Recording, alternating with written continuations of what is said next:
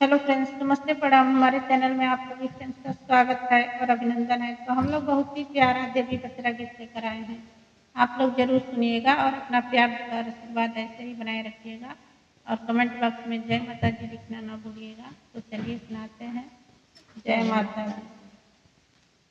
शेरवा चढ़ल मैया घर जात आवे हो गवार लोगवना, मैया के महिमा न जाने हो गवार लोगवना, मैया के महिमा न जाने हो गवार लोगवना।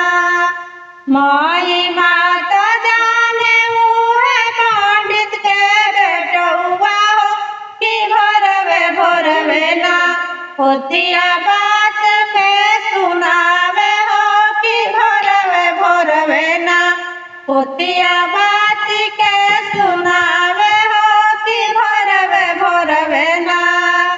शेरवा चढ़ल मैया घर जात आवे हो गवार लोगवना, मैया के महिमा न जाने हो गवार लोगवना, मैया के महिमा न जाने हो गवार लोगवना।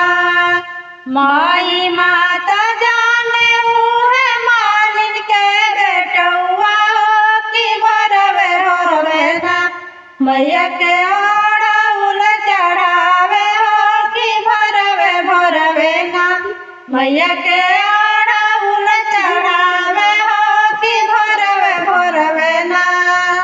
शेरवा चढ़ल मैया घर जात आवे हो गवार लोगवना, मैया के महिमा न जाने हो गवार लोगवना।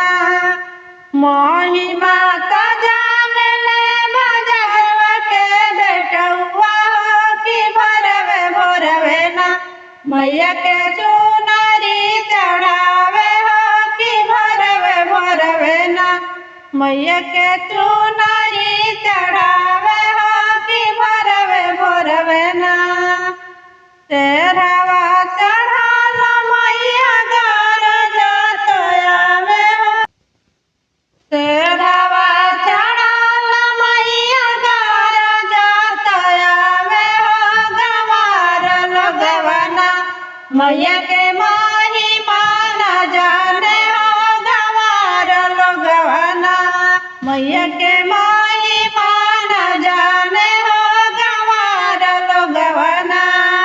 महिमा तो जाने चूड़ी हरवा के बेटौआ हो कि भोरवे ना, मैया के लाठी पहिनावे हो कि भोरवे ना, मैया के